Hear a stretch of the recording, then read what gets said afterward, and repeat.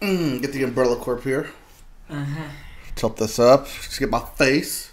My beautiful mug. That's not a mug, that's a t-shirt. This is a mug. No, that's a can. That's a Coke. A can of Coke. This is a mug. No, that's a honey bear. This is a mug. There you go. Finally got one. I finally got one. A beautiful, beautiful mug. Alright, let's start recording. Did you hoot sweet? No. Toot sweet. Nope, I did not sweet. Doctor will not be joining us. Yeah. She will be instead enjoying the melodic sounds of one old guy. What? Descriptive. What? Super, One super old guy? descriptive. Yes. Which old guy? The old guy who sings. What's his name? Still very descriptive. There's a lot of old guys who sing. I know, right? Is this, am I streaming? No. I thought, yeah. Yes. Yeah, start streaming. One Barry Manilow. Oh. Yeah, he's pretty old now. Yep. Oh. Okay. Somebody's scooting over, yeah? I am over here. He gets to scoot. He gets to scoot. Scoot Sweet. Scoot sweet. He's hoot sweeting right now. If it'll pop up. John, Hi, Rachel Manilow. Get out of here. There it goes. Okay, now I see I have that one. I wish we still had ice cream. Weird. It's popping up in my regular videos. Did you finish off all the ice cream? It's been gone for like a week. Oh, are you then? Not in our freezer looking at our ice Apparently cream. not. Yeah. Yeah, it's been gone for a while. Yeah, this isn't streaming for some reason. Let's stop and start again. Streaming. There. It says it's going. 3, 4, 5 into the 6. There it goes. Now I see us pop up. Pop up. No, I didn't click on us. I just want to go share. Share, please. Share? Like, if you could turn back time. If you could turn If you could turn back Yeah. time, you could change your mind. No. Not that. She was right. I know she was right. I'm just not gonna say she was right. Share. find Academy a Award way. winner for Best Actress for Moonstruck. Moonstruck. Which is very weird. Share. Very weird choice. Yeah, well, what'd you gonna do? It was the 80s. If you could turn It was back 1987 time. to be specific. So specific. 30 years ago.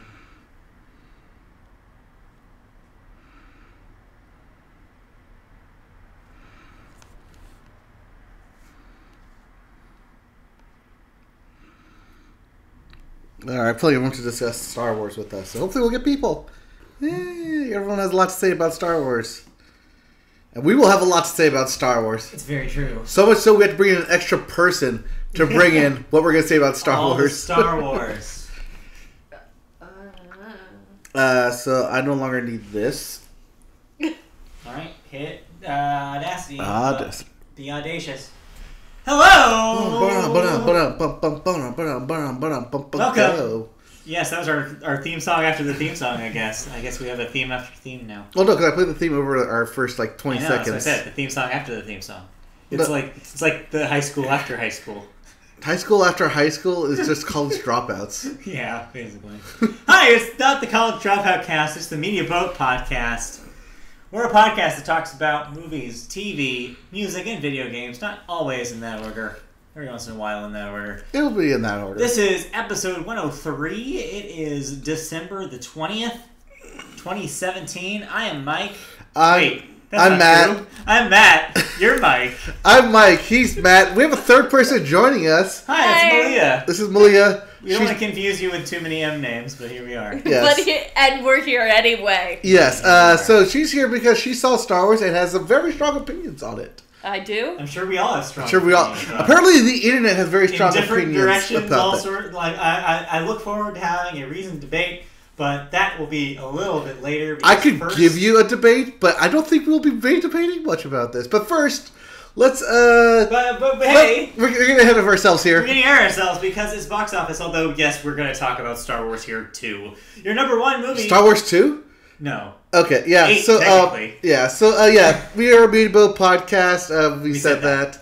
If you're tuning in on YouTube, live streaming, chat with us. Tell us what you thought about Star Wars and about us. So the first thing we talk about, of course, is the box office number from the previous weekend in movies. And, Boom. of course, your number one movie was Star Wars. What? The Last Jedi made $220 million domestically in its first weekend, making it the second largest first weekend debut in box office history.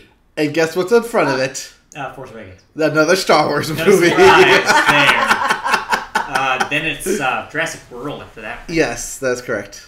So yeah, it's among friends. But yeah, pretty strong opening. Not quite as lofty as some people had it. I saw some numbers in the 250 range that it We'll wasn't gonna see. hit. Well, when we did our box office last week, Yeah. I floated 250 and I was like, nah, that's just way too high. And then I said 220, and then we were concerned it was too low. So we sell at 225, Yeah, which is, pretty close. yeah, all I things mean, considered. all things considered, we were close enough. We just weren't that positive.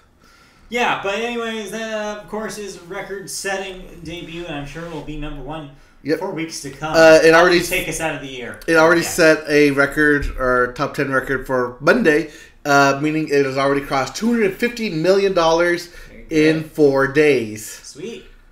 So yeah. And also half a billion. I keep making that mistake. Yep. $500 million worldwide so far.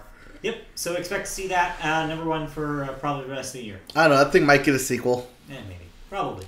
Moving on, your number two in the box office this week was Ferdinand, your animated. Is that DreamWorks? No, that's Sony. That's so. That's And I think that's Sony yeah, Animation. it's a Sony animation film that made $13 million, which is quite a difference from 220, isn't it? Yeah, especially different considering that animated movie cost $111 million?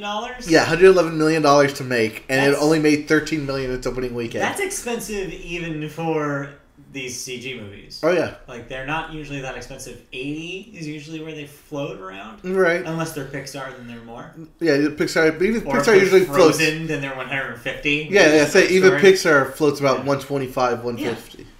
Yeah, your number three was Coco. Speaking of Pixar, making another $9 million. That breaks 150 domestic. Yep. Wonder, number four with $5 million more. Yep. 109, so that breaks 100. Justice League holds on to number five with another 4.3 million, bringing it to around a sum of 219 domestically. And yeah. Yep. Not bad. So that's your top five. We're briefly, we're going to get back to these later, but coming up this week, we have like 7 movies because it's Christmas weekend. Yeah. We'll So- be talking about some movies. Yeah, we're talking about about 2 of these movies coming up In here, a but real second. briefly, just Yeah. what's coming up. Real briefly, next week we have this Friday, I guess is not really next week. Some of these movies are already in theaters. If you're the kind that goes early, you can see these now. But Friday's releases are yeah, The Greatest one of them. Showman. That's Hugh Jackman. Technically, that's not Friday. That is singing yesterday. and dancing. That's why I said that. Yes. I Yes. didn't listen to the words I was saying. Well, no. And Jumanji: Welcome to the Jungle, which is the sequel to, of course, the '90s Robin Williams vehicle Jumanji. Yes, Robin Williams, Bonnie Hunt, and a very young Kirsten Dunst. Except this time it's about a video game, not a board game, and it looks like it's absolutely terrible. And we'll have my thoughts on that later. So yeah, we'll see. Yeah, so that's No, this that, week. And that then is Wednesday. That is the today. Actual Friday. Actual Friday release. We have Downsizing, which has been media blitzing all over the place. Yes, that is the Matt Damon, I'm going to get small. Yeah, getting smaller movie. Father Figures, that's the... That's Mamma Mia. Yeah, except with Owen Wilson. Yes. So Papa Pia? Sure. All right. Pitch Perfect 3. Apparently I'm seeing that with the doctor. If you like your Anna made that. Kendrick, there you go. And Steven Spielberg's The Post. Yes. So all that is in store for you this weekend. Yep, those are your Christmas That's releases. a lot of movies for one weekend. Oh yeah, they're all gonna. Technically. And considering that Star Wars is going to take 100 million automatically out of all that, Yeah. it's just everything else will get cannibalized. That's my bet, by the way. Star Wars Rolls is surely your number one. Oh, clearly, nothing Everything else is going to hit is 100. right under it, though.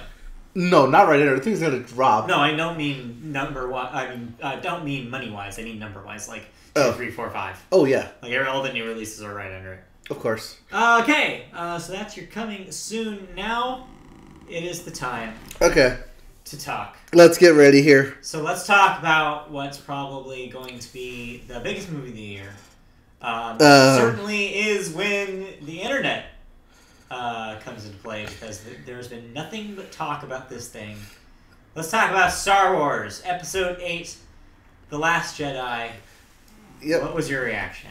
My first reaction upon seeing it Thursday night, or I guess Friday morning, 1 a.m. IMAX 3D. I like this very Plug. specific. Well, yes. My first initial reaction was, goddamn, some of this stuff is amazing. And then, at the same time, goddamn, what are you doing? That's my initial reaction. Okay. Then I saw it a second time, Sunday night in 2D. And I had a different reaction to it. Not because of the difference in dimension, but also just because you had seen it a second time. One, because I was seeing it a second time, and I was seeing it under the guise of, let's take this as a Star Wars film, and not as the film that I want it to be, that I think it should be. Yeah. I think what you're saying is kind of encapsulates the entire conversation that is around this movie right now. Well, yes. Is that there is a gap, there is a valley, you could say, between what people thought this movie was going to be and what it actually is. And depending on your predilection towards the series, I could say, you come out on one of the ends of that spectrum. Yes. This is also because I have two minds of Star Wars. Yeah.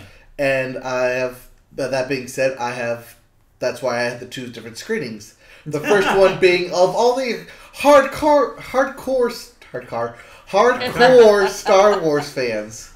You know, the ones who will go to the midnight screenings and then immediately get on the internet to tell everyone what they thought. So would you say that you're a big fan? Like, how hardcore is your Star Wars stardom fandom?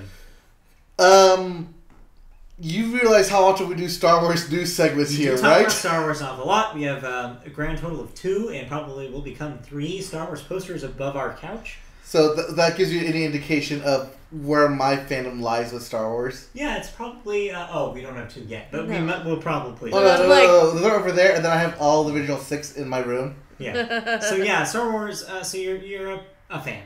Yes. I'm one of the more stronger fans, but I'm also not one of the vocal fans who's going to go out there and tell it what everyone's wrong or how everyone should think about this movie. Okay, fair enough. Malia, how about you? What's your relationship with the Star Wars mythos? My relationship? No, not your relationship, but You know what I mean. how does Star Wars Wording. affect your life?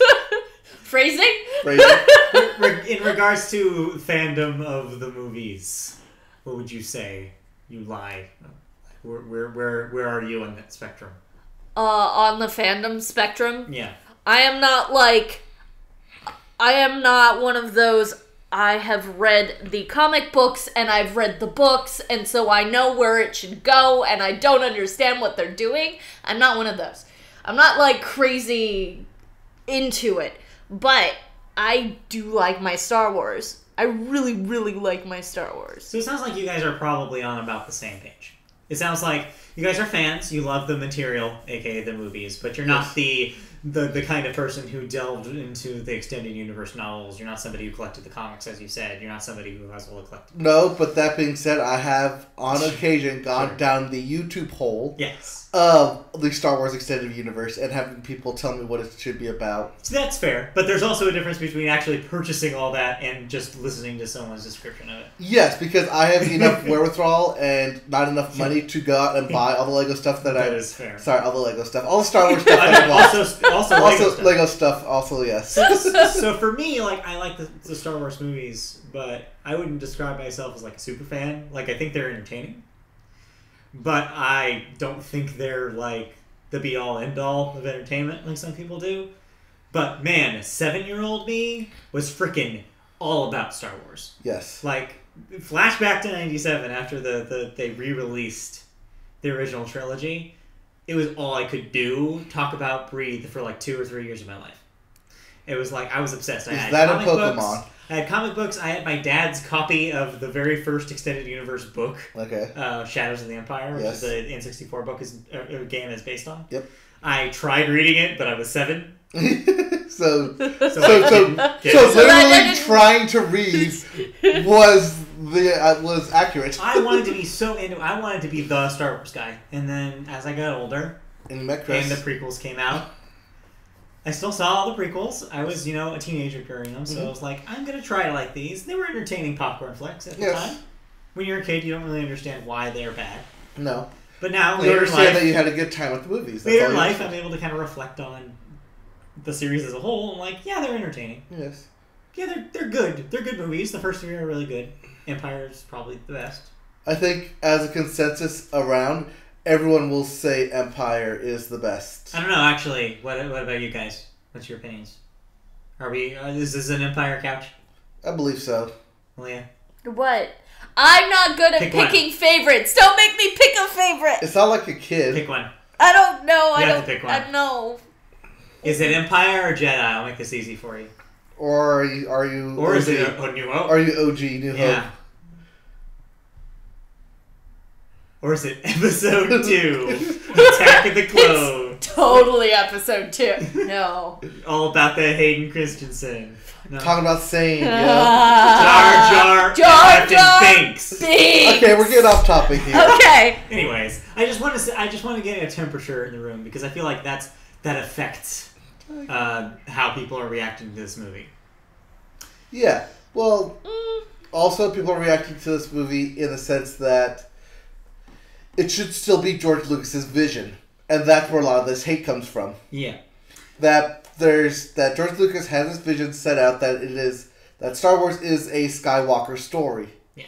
And because of that, like multiple interviews that he's done involving Star Wars, a lot of the fan base tries to stick with what George Lucas would want, what they think Star Wars should be, rather than what it can become. This is a really good segue into kind of my take about this movie, but before I start, I want Malia to talk a little about her reactions to it, since she saw it today. Yes.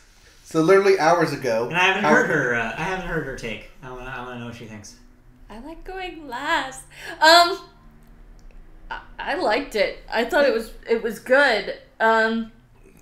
I feel like it was a Star Wars movie. It was pretty predictable, honestly. The entire plot line, and the only reason why it wouldn't be predictable is because they tried to make it seem like it would be more in the previews. Really, that's really the previews threw you, and otherwise it was pretty like, yeah, okay, this is gonna happen. Yeah, there's gonna be a push and pull and tug of war on who's gonna be good and who's gonna be bad, and maybe they'll flip sides, and in the end they're still gonna end up exactly on the same side as they started. It wasn't like, but it was good. So this is the part where really interesting. So this is the part where I should bring up really? spoilers, because that is the first time. Oh yeah, we should get across that there will be spoilers. We're not gonna hold back. This is a no holds barred Star Wars episode. We're gonna talk about everything in this movie. So if you have not seen it, please turn this off. Or fast forward for like 30 minutes or so. Put this in your pocket, in your podcast pocket. Come back in 2 weeks. No, I was going to say that's very interesting because that's the first time I've heard anyone say predictable. Yes. In anything I've heard about this movie from anyone who's seen it or written about it. Yeah, that's the first time I've heard predictable. Because it's been the exact opposite in my experience. Yes. Because it just seems very like it's a arc that they do every like. Okay, there's the good guy, and then they try to win over the bad guy, and there's this, like, tension that there might be something good that happens with the bad guy, and in the end, no. But and overall that's a repeating arc that they do in almost every Star Wars thing. I see what you're saying. I get what you're saying, but I feel like this one is almost postmodernly self-aware about it doing that. Yeah. In fact, there's They do it literally well. that moment. One of the best examples of this is the moment where Kylo Ren is facing off Luke, Mano after he tries blowing him up and it doesn't work. And he literally brushes it off. Yeah, he literally walks up. Kylo Ren literally walks up to Luke and says, "So, are you gonna try redeeming me? Are you gonna try like turning me to the good side?" And I was like, They just said what we're thinking kind of moment. Yes. And to me, that's, yes, it's doing what you're saying it's doing. Yes, it's the will they or won't they kind of equivalent to will he or won't he turn good? And what is Luke going to do to influence that? But then the movie turns on it. And it's like, oh no, the characters know that that's what you think. The characters know that that's what they think is going to happen. No, but we're going to show you that Luke is a person. Not a mystical being anymore. One of the things about this movie is that it takes all the mythology of Star Wars and the characters within it and throws out the mysticism of it and reminds you, no, these are people. Yeah, one of the things that Star Wars, one of the things that even Luke says during the movie is that he's no hero, that he's just he's not a the guy. myth. Yes, the difference between the myth and the legend. Luke in this movie is the man, the myth, the legend, is saying that he doesn't want to be this idol anymore, and I think that is an interesting metaphor for Star Wars as a whole. Right, where it's basically Rian Johnson saying, "This is not something that is revered text. This should not be something that the fans treat as the Holy Bible.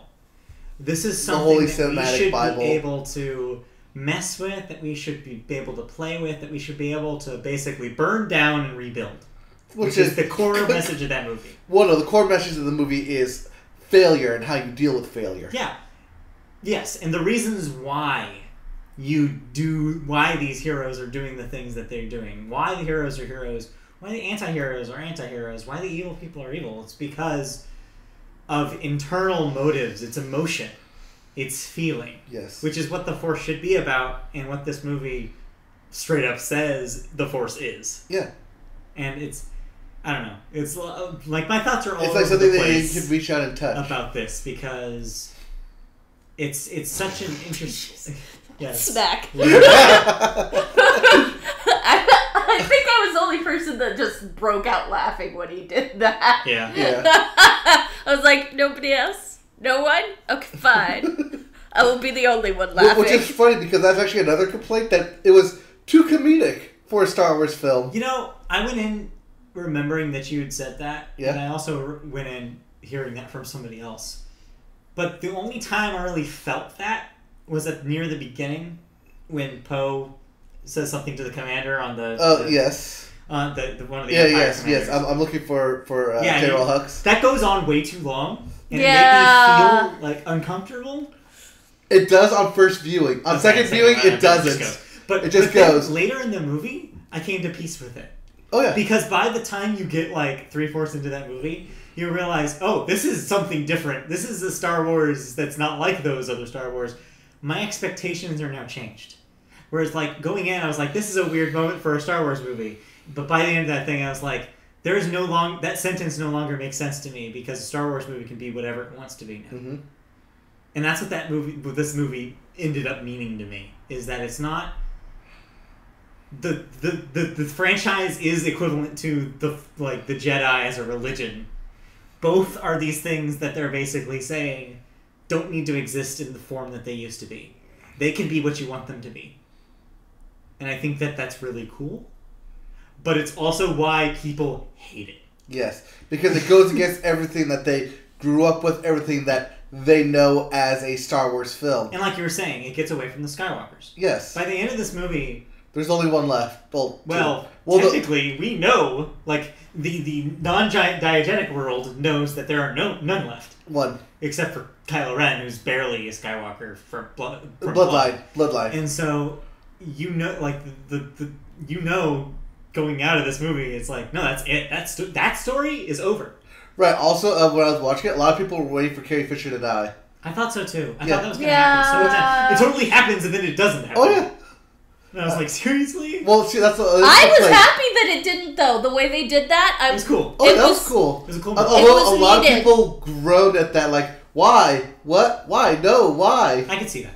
I can see that, but also, like, we've established before that she is with the Force. Yeah. It was nice to have confirmation in some way, shape, or form whether Yes. or not she did or not. Which is good kind of a segue into a conversation that's related to that. It's like, what the hell? They do so much to the Force in this movie. Well, Like, They They don't do things it anything can to do. the... they break it down to what it is at its core. Which they explained in the... They explain everything. I'm not saying they don't explain it. I'm just saying they do a lot more with it than they've ever done it before. Lord Dove. It's totally a lore dump. This whole stuff with the ability that Luke has to basically project his image in a different place. Yes. That's not any of the movies. I understand that that's an extended universe stuff, but I didn't know that, is what I'm saying. Mm-hmm. So that was new to me. And so that was all new to me, like the ability to literally survive in the void of space. That Yes. was new to me. Although, upon rewatching that, it did remind me of Guardians of the Galaxy in terms of how they deal with death in space. Because you have the whole the first one with Right. Star-Lord and Gamora. Yeah. Yeah. It So did it kind of remind me of It that reminded me of that scene. And okay, so I guess that's how we should deal death in space then. That it's not just, instant death, but rather slow ice if you hold your breath. Yeah. Yeah. I feel like so it was like that stuff, the Force stuff, and also the freaking scene with Yoda is just so good. Oh yes, Yoda. Spoiler alert! Yoda's in the film. But it's like That's a major spoiler alert. that in yeah. itself is like it was really really cool moment because it Also- also kind of does a good job of basically saying we're gonna not forget that the prequels happened, but we're going to act like the version of Yoda that you know from the original trilogy is the one that still exists. Right. That's the one that keeps on keeping on. Even though he's dead and he's a ghost, he's still a senile old man who's going to have fun with you. Yep. It's not about his weird turn of phrase anymore. It's just about him being a ridiculous teacher who is ridiculous, but also a teacher. Yes. And basically tells Luke that, no, he was right. Like, there's no point to being a master if not to be bested by your proteges. Like, Right. if Also- masters remained masters, then there would be no point in doing it. Also, nobody appointed him as master. Yeah. I like to make that established. Nobody appointed Luke as Jedi Master. He did it He himself. simply did it himself. And he ended up regretting it. Yes. But, again, that humanizes the character of Luke. Right. It's not so much the Christ figure that he is in the original trilogy. He becomes this person that seems like a real person. He was threatened by Kylo Ren's powers. He decided to have a moment of possible rage that he himself admitted he did stifle. He didn't go for it. Right. It was fleeting, as he put it. Like I said, Still, it was a fleeting thought, But even still- for a brief second. Jedi aren't perfect. Yes. He's not perfect. And Star Wars isn't perfect. And it's just it's such an interesting way of completely flipping an entire franchise on its head. But aside from all the lore and everything, can we please talk about the visuals real quick? So good.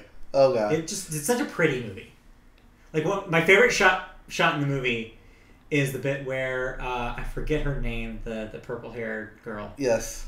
She Warp decides drive. to do the suicide warp drive Yes. into the freaking Empire vessel. That's the freaking coolest thing I've seen in a movie in a long time. I love how they That went was silent. super cool. Super cool. It was super cool. Everything went silent, and just all you see is just a spectacle. It was very anime. I Oh loved yes. it. I felt a very anime influence there, but It was so good, though. it was so cool. It's such a cool moment, and it also is kind of Great it's a dramatic lore moment. dump Yeah. It's like, oh, this is something you can do now in Star Wars that nobody has done before. Well, no, I think it's something that Wondered about. Wondered about. Like, if Happens. you go through light speed and there's something in your way, You just keep going. you just go through You it. just keep going. Yeah. Which also means that she could totally still be alive.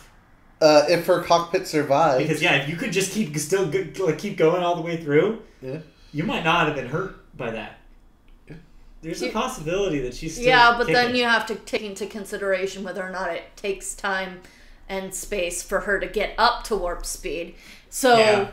Yeah. which Eh. it probably does It probably take time and space. So she probably just was speeding up through into warp speed. And now I'm really nerding out on this. Yeah, but hey, that's what the opportunity is here for. I don't. But what do you think about her character? While we're on her, because she's kind of the new character in this movie. Strong. Well, one of two. Strong. I liked her. Yeah, like it's an interesting twist. Whoever decided to create her look. I thought it was cool. Her look is gorgeous. Yeah. But if you look at it, it predicts exactly what she's gonna do. Because it splits her hair? Cause she's got a halo. Yeah. She's got a halo on her head. notice She's that. got Yeah. purple hair. She's got the flowing Yeah. dress. She's the she's the angel angel who of death. sacrifices. Yeah. She is going to sacrifice herself. Yeah, I get that. But still. But whoever thought that up was just on it. I'll point for costume designs. Yeah. Yeah. That was good. And Yes. hair. And then, of course, the other the major new character, of course, Rose, Rose? which I thought was really great. Like that whole dynamic with her and Finn was excellent. Yes. I thought it was cool to have a character in a Star Wars movie that was basically like the movie equivalent of a video game NPC that's brought to the front. Yeah. Like she literally at the beginning of that movie, she's working on pipes in the background. You Yep. know, she's maintenance. Yep. And she's promoted essentially to a lead character in this movie, and Yeah. But that's that's really been- cool to see. That's been everybody in all of these. Give or take, I mean, Ren was a Ray. Right. Ray was a Ray's kind of the beginning of that being not the case. Yeah.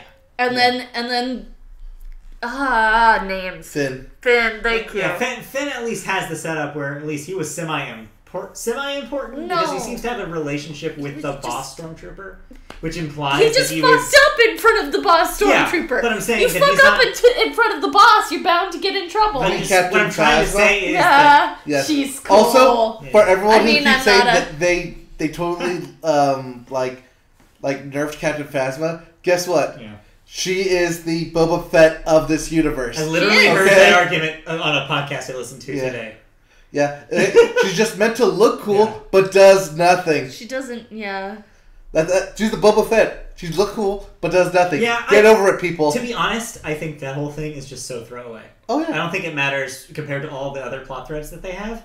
I'm like, well, we'll see if something cool happens out of that. And that fight was kind of cool, but still. That fight was also like a minute and a It was half. like, yeah, it was the shortest fight in the movie. Now, let's talk about the coolest fight in the movie. Which, of course, is when frickin' Kylo Ren and Rey Team up team up. in the That throne was room. Frickin' boss. The throne room. Yeah. That So- was rad. Yes. And also, they frickin' kill off the major villain in one movie. No. Actually, what they did was just establish that no, Kylo Ren is the major I villain know. in this I just thought it was trilogy. funny how much they built up the Snoke character to be the next, like, oh, he's like the equivalent to the Emperor. Right. Like, he's the big bad. Well, you know, the whole theory was that he's supposed to be Darth Plagueis, And then he dies. and he dies. And it's like, okay, cool. Or does he? Well, no, he's pretty dead. He's cut in half. You literally dude. see him cut in half. He flops over the last time you see him in the movie. He just literally, his body tongue. flops. Literally, they get a shot of his tongue swelling in his mouth. Yeah. He's dead. He's dead. He's dead. Like, not Star Wars dead, he is dead. Like, Star Wars dead is Luke. Luke is Star Wars dead. Ghost dead? Yeah, he's ghost dead. He's He's ghost Ghost dead. Jedi. But no. Next this time guy, he'll be hanging out with Yoda. this guy is Han Solo dead. They're dead. Yeah. Like, there's no way they're bringing back Han Solo. There's no way they're bringing back this guy. No, yes, they're definitely setting up Kylo Ren is the bad. But, which makes it even more interesting because they've now set up Kylo Ren and Rey as kind of like this arc. where it's like they're connected both literally and figuratively. Yes. And yeah, it's just where there's that line that Snoke even says. It's like, oh no, as the darker he goes, the lighter she is, kind of thing. They're always going to be diametrically opposed. Right. And like that's kind of a cool thing.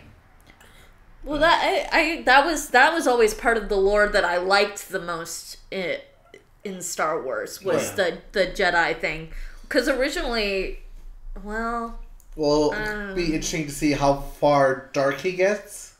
And how far light she gets, which also brings up kind of a point that this movie brings up as well that I think we should talk about, which is the movie pretty much brings up this idea of the binary of light and dark doesn't matter anymore. Yes, it does this several times. There's the what's his name character who literally basically makes a "there's no ethical consumption in capitalism" speech where he's like, "Oh yeah, no, they sold the weapons to the good guys and the bad guys." Yes, Benicio del Toro. Yeah, Benicio del Toro's character, and then later, like Kylo Ren even says it too, where he's like, "No, there's no like, it doesn't matter whether you're doing it for the good or doing it for the bad. It's just doing it for yourself now." Right. And it's like that's another message of this movie and I think that's a reaction to. Even original trilogy Star Wars was very black and white. It wasn't until Rogue One, I feel, like we had a Star Wars story that was a little bit more in the middle. Where you weren't necessarily like, this person is all good, this person is all bad. Mm-hmm. And they're going to struggle for a little bit, but you know they're going to snap back. I think this one at least shows the potential of something being a little bit more gray. And I think all this goes back to Kathleen Kennedy. Yeah. And her decision to allow something like this to happen, which goes to one of the major complaints from the Force Awakens, which was that it was too formulaic and too much like A New Hope. It was formulaic and it telegraphed way too much. Yes. It tried telegraphing that Rey was important for zero visual reasons why. Right. But in this one, it actually redeems that, where basically that's the point. It's like, yeah, no, we know that Rey is basically from nothing and has no reason to be special, because now we're going to tell you that it doesn't matter if you're related to special people, you can still be special. Right. Because your family bloodline is no longer the thing that makes you an important player in this world. Like, the last shot of the movie is literally a hint towards there are all sorts of special people. Yeah, people can use the Force whether they know they use it or not. Yeah. It's a matter of how connected you are with the universe. It's a democratization of the Force. Yes. Which is really cool. It's a democratization of Jedi. It's basically, it's very punk rock, as I said the other day. Yes, it is. Well, it's like, it's a giant clarification, really. Because it clarifies the fact that anybody has this, the only difference is some people are better at using the Force as a tool and connecting with that, and other people aren't. That whole metachlorian count and stuff like that. Exactly. Again, it's basically throwing the prequels, all the trash in the prequels out. Yes, get rid of the metachlorians and get rid of just a measure of how rocks. Well, technically metachlorians, you can still do a metachlorian count in the concept of like, this is how well this person can sense and work with the Force. Yeah. Right. But this movie is basically saying that doesn't matter anymore. Yes. Because it's just about the potential. It's about what you can do. It's not about like what you should be able to do. It's not about like, oh, what's this person, like, does this person deserve to train with the Jedi? It's not about deserve. It's about, no, you can do it because you have it, and that's cool. Mm-hmm. I don't know. Is there anything else we want to talk about this movie? Anything else I missed? Let's see. Several times throughout the movie, I said I want that as a poster. Yeah. A lot of really great set pieces. I love the salt planet is so cool. Yes. I love the freaking red salt explosions everywhere. I love the little visuals, salt foxes. The choice to make the red marks for everything. Yes. Super cool. The Earth bleeding, that's great. Visually. That was such a cool, visual thing. And also, it kind of gave you a snow planet without having a snow planet. Well, because if they did it, everyone would have said, well, it's Yeah, snow. It's gonna just be a like snow Hoth. planet. But no. Like, no, we're going to... They literally have a line where we're gonna- somebody yells, "It's salt," so that way you know it's not snow. Yes. Which I laughed at. But yeah, and then the ice fox, the snow, like the Yes. weird Crystal salt foxes foxes. are super cool. And then, of course, porgs. What do Porgs. you guys think about porgs? Porgs are awesome. Porgs are fine. I like the crystal foxes better. Yeah. Oh, yeah. The foxes are better than the porgs. Porgs are fine. I thought they didn't really do anything with the porgs. Oh, no. They're not meant to be. They're just meant to sell cute plushes. Yeah, we talked about this off the podcast, but we were talking about we kind of likened it to another version of it subverting fan expectations. Yes. They thought there was going to be some sort of big relevance for the porgs, like there were for Ewoks. But no, the porgs have no plot relevance at all. Oh, yeah, the In Porgs fact, is just a play for everyone who, did, Star Wars Yeah. research into this. Yeah, in fact, instead, we're going to introduce 5 new Star Wars species in one movie and totally gloss over all of them. Yeah. Kinda. They Yeah. introduced a lot of different species, And none of them mattered. None of Don't them. worry.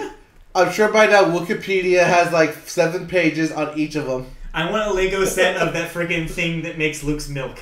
No. Udders and all. So the I very loved first- that. She made a face. Yeah. We started the movies with him drinking milk. And there it is. And You know where there it he comes is from. again. No. Technically, He's those come from ending Bantha- his last from movie Bantha's. drinking This milk. is green milk. Yeah, sure. This is sorry. green milk, not blue milk. Not It's blue really milk. different. He loves It's his green? milk. It's green. It was green. Oh. Yeah. Yeah. But that being said, I thought it was blue. He loves his going milk. back to the main reason this movie exists, and that is to sell stuff. Yeah. So. The first scene when the Dreadnought comes in, I want that as a Lego set. I don't care Right. what I have to pay for it. I want that. Too freaking cool Lego set. Your eyes lighting up. It Jesus lit up Christ. because that's the first time we ever seen a new ship that was awesome. No, that was showed up ridiculous. out of nowhere, right in your face, and they said Dreadnought, and it was like, yes, that is the perfect name for that thing. So I'd say it's probably safe to say that we liked the movie. Oh yes. So yeah, it's definitely on our media boat scale. I'd say it to see it. Oh, if you Probably haven't seen are going it, to. if you have not You seen don't it need already, you don't need us to tell you that, but yes, it's definitely recommended. Definitely go in. I have my thoughts on the site if you want to read my kind of spoiler-free version of this. It's on mediaboatpodcast.com. well, you just got the spoiler version of it. Yeah. If you also, I would recommend, as I said in that post, and I will say now, I recommend going in knowing that this is going to be different, because that helped me. I think I enjoyed it a lot more knowing that it was going to do something different and not just be Star Wars. Yes, definitely. This is not a. While it is still a movie for the fans, this is definitely a movie not of the fans It's choosing.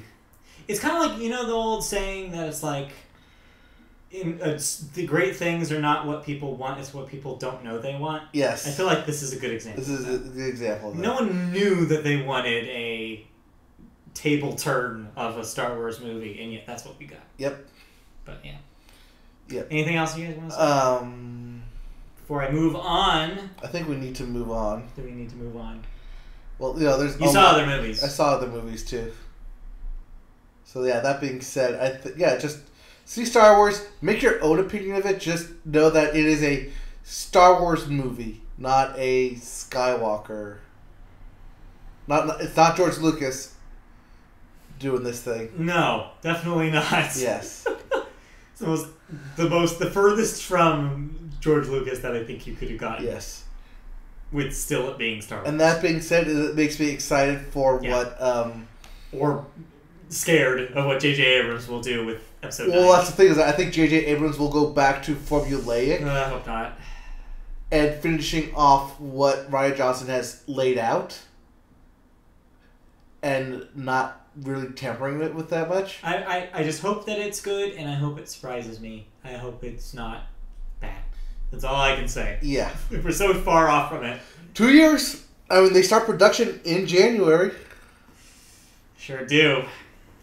Alright, All right. let's move on. Well, let's then. move on then. saw the Malia, movies. do you have anything else you want to No. it I'm. add? It is what it is. Yeah. I I don't know. saw a tweet today that was really really good. It's like whether you liked it or whether you didn't like it, we can all agree on about one thing about Star Wars. It sure was a movie. Yep. I don't know. I liked it, but I obviously didn't get the same stuff that you guys got out of the original Star Wars. So I'm not losing anything really. Yes. There's no way for me to lose anything. Yeah.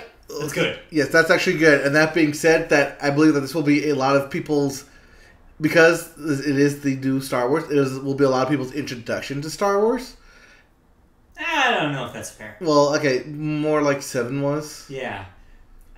In fact, I thought about this yesterday. I was thinking, like, this will be really, really interesting to see back to back with Force Awakens. Oh, yeah. Like, they're such different movies. Well, it'll definitely be interesting seeing it in 2 years when they do the trilogy, or, God forbid, all 9 movies in a row. That's just such a weird concept to think about because that hasn't happened before. Because you go from New Hope to Empire to Jedi, and they're all very similar. Stylistically. They're different enough to make you, like, that there's certain things about each movie, but they're pretty similar in tone. Yeah. Even the prequels are pretty similar in tone. It's like reading a trilogy in a book form. Yeah. But this is so different. Oh, yeah. They're their own movies. Yeah, going from Force Awakens to this is going to be whiplash in a lot of ways. Mm-hmm. But anyways, that's for 2020 us. No, 2019. 2019 us. Yes. Okay, let's talk about other movies that you saw in the year of our Lord 2017. All right. Real briefly then, I'm Yes. going to go with Wonder. Wonder. All right, so yes, Owen Wilson in a tale about a child. And yes, this is Mr. Tremblay. Yes, Tremblay is the kid. Arthur Tremblay? No. Something. Justin. Doesn't matter. The kid. Yes. The kid has so Owen The Wilson. Kid, starring Bruce Willis. Yeah, so Owen Wilson and Julia Roberts have a kid who is deformed. And multiple surgeries later and homeschool later, they decide that it is time for him to go to the 5th grade. You know, when kids are nice to each other. Not. If anything, this is when kids are probably at the worst. You know, because they don't know how to hide their When they feelings. start being total jerks. Yeah, because they don't know how to hide their feelings, and they just basically look at everyone and just say what's on their minds. Yep. It's the idealistic stage of this is the way the world should be. Yep. I'm double digits. I know everything. Yeah. So, this movie starts off really well, and at first, like 30 minutes of this, I thought, wow, this is a movie like every parent should watch if they're gonna have a kid. And then it gets away from it and becomes something, becomes too formulaic, becomes too after-school special for me. That's kind of the vibe I got from the trailers, though, to be honest. It's like, sure, yes, a good one of these, sure, but when they're not done well, it kind of devolves into preachiness. Oh, this is super preachy. Yeah. This is the equivalent of just meh. Yeah. I feel like there's an audience for this. I mean, clearly there is. It's been in the top 5 for like 4 weeks Oh, now. yeah, it hit $100 million. 5 weeks now? Yeah, so congratulations on Wonder for hitting $100 million. Yeah, it's doing way better than anybody probably thought it was going to. Oh, yeah. That being said, this movie, definitely stream it. You don't need to rush out to see it. Rush out and see it. Yes. If you have a kid or planning on having a kid, go ahead and watch it. It's definitely a worthwhile film. At least the first 30 minutes about how to deal with something like that. That being said, in the end, the movie basically boils down to everyone's got problems, whether you see them on the outside or not. Everyone's got problems that they're dealing with. Yeah. Yep.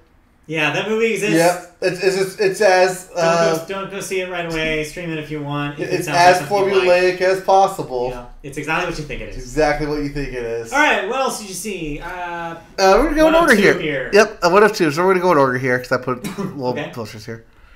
I saw Jumanji. Jumanji: Welcome to the Jungle. Yes. Does every single time I hear the name of that movie, You think I the think the song. Guns N' Roses song? I was literally just gonna ask, does the Guns N' Roses song play in this movie? At the very end, it does. It does, of course it does. Of course it does. All right. Okay. Tell me about Kevin Hart and The Rock. Some scantily clad woman. I don't know. I've only She's seen right. trailers. Jillian Jacobs. Yeah, I love her. Not Jillian Jacobs. That's someone else.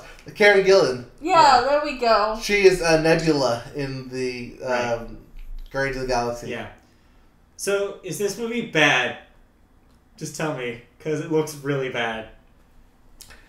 It This looks movie- hokey. Yeah. So they do a good way of explaining why this is a video game. Sure. Ish. Right, because, yes, I want to make clear. This one is about a video game, not a board game. Yes. But it's still basically Jumanji. Yeah, so basically, at the very end of Jumanji, he chucks it into the ocean and it washes up somewhere. Yes. Very end of regular Jumanji. Sure. This sequel, or technically it's a sequel, Yes. sequel / reimagining, because it does kind of both, picks up from there where the dad finds it on the beach and gives it to his son. And yeah, that's what I'm going to do. I'm going to grab a board game for the beach and give it to my child. Yep, because my son likes games. So the son takes it and he's like, board games? No one plays board games anymore. And he goes back to playing his PS1 Okay. video game because Sony. And by the way, lots of Sony ads in this thing. Just Sony everywhere. Yeah. Even at one point, the guy takes off his headphones and puts it around his neck. In the next shot, they're clearly flipped around to show the Sony logo. Is there any Walkman? Yes, actually. There is a Walkman? There's a Walkman. Great. All right. There's also a Vita? Sony Blue Box. Is there a Vita? No, but there's No PS4. There's Capcom. There's Last Guardian. There is PSVR. Oh my god. PlayStation View as well. And also Uncharted 4. So Alex Trebek getting that paycheck. Yep. All right. Okay. Tell me, please. So yeah, so the board game literally warps itself into a video game. Sure, because it can do that. Yes, because it can do that. And then sucks at its first player and, you know. Yeah. And the rest is a video game movie, Yeah, right? the rest is a video game movie. And it's bad, right? Okay. So, the first half of this movie You're really is... just going to drag me through this. So the first half of this movie is surprisingly well done. What? The first half is pretty good. Okay. In terms of what they the material they had and what they could do with it. A kid would enjoy it. Okay. Then there's the second half. Real quick before you start. By good, well, first, I guess a clarification question. Did you see Pixels? Yes. Is this better than Pixels? Yes. At least Okay. At least from what I remember from Pixels. Because I remember Pixels being really bad. Pixels is really bad. I haven't seen it, but I know it's bad. Yes. But, so the second half? Second half is basically Sony came in and got the rubber little hands on it and said, okay, this is how it's supposed to be now. And took everything that was made the first half of this movie special and totally shit on it. Made it super formulaic. Give it the happy ending. Give it the big explosions, big hit. It's a rock movie now. Yeah. Yeah. That checks out. Also, this movie reminded me of I miss Jack Black. Is Jack Black in this? Jack Black's in this thing. Weird. Yeah. Where's he been? That's what I thought while watching it. I miss Jack Black. I miss him being a good I think people got comedic burnt lead. down on Jack Black in the 2000s. That's true. I think that's why he kind of wasn't doing anything for a while. He hasn't been in anything in a long Everybody time. was kind of done. After School of Rock and Nacho Libre. Nacho Libre and... The Holiday. And what's the one where they did the movies? Be Kind Rewind. Oh yeah, Be Kind Rewind. And he was probably in 5 other things. Yeah. The Tenacious D movie. Oh yeah. Tenacious D. Yeah, there's one where Jack Black was in everything. Oh Yeah. as soon Kung as Fu you, Panda. right after you get Kung Fu Panda and realize you could just be a voice actor. Yeah, so much better. That's when he went away from the screen. King Kong. He was in King Kong. That's 2005 is King Kong. Yeah, that's a long time ago. Jeez. Yeah. Forgot he was in that. But yeah, so Yeah, I like Jack Black in this. I want him to be in more things. Right. Maybe miss him. Jack Black comeback is Yep. what you're saying. Yes, give me a Jack Black comeback. That being said, Kevin Hart He's Kevin Hart. is Kevin Hart in this thing. Karen Gillan kicks ass in this thing Okay. because she is a video game character. Of course she is. They're all video game She characters. sure dressed like one in those trailers.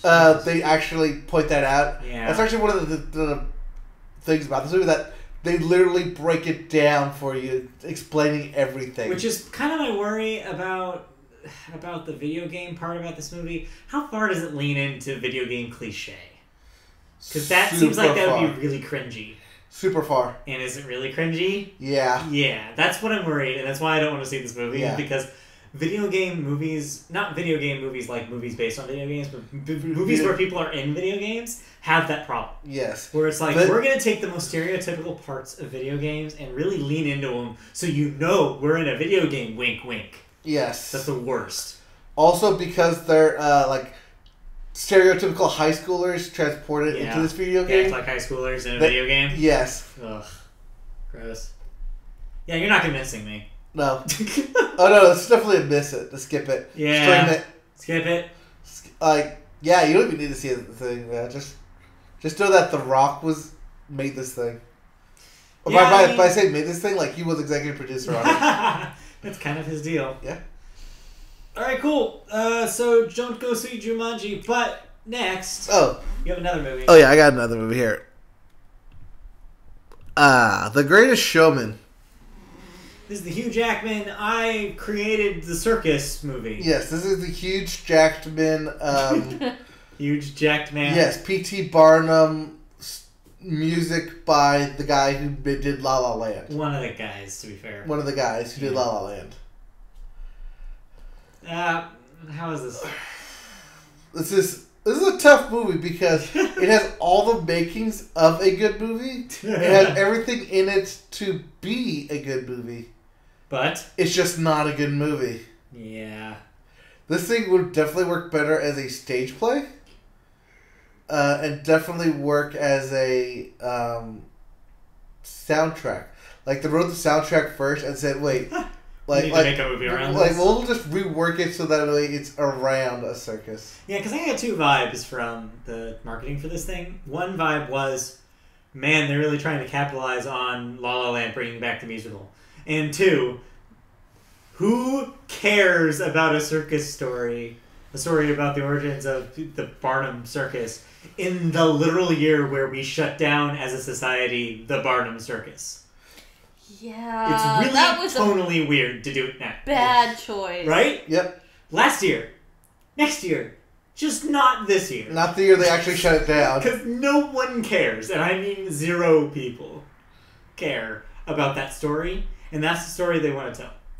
Well, it's just funny because that's not even the story they really tell. I don't blame them. Because like by the end of the first act, the circus has been created. So you're like, okay, let's go, let's leave. Yes. Then there's more movie. There's more movie. So they just missold what the plot was about? Is that... No, I don't think so, because they don't really actually talk about the plot in the trailers. All the trailers is like, this is going to make you happy, and there are music, and Hugh Jackman is And P.T. there are Barnum. music? And that's it. Yeah. Yes, that's literally all the trailers say, Yeah. is that Hugh Jackman's in this, they're singing and dancing. Have fun. I've seen a trailer of it. Yeah. So that being said, if you like musicals, you'll like this movie. At least you'll like it for the music. The music thing is great. It is by far the best thing about this thing. One of my coworkers, who sits behind me, he is a self-admitted musical fan, Okay. and he has been listening to the soundtrack for the last 2 days. Oh, this soundtrack's great. And I asked him if he saw the movie, and he said no. Well, so the movie's not yet. And he said, nor do I plan on it. I'm like, oh, you just like the songs? He's like, yeah, they're pretty good. Yes, the songs are pretty good. But they're also... Okay. But because they're pretty good, they're also pretty generic to where it doesn't necessarily have to be about the circuses. And that's why I think you're probably onto something when you said these were written, and then they made a movie around it. Yeah. Yeah.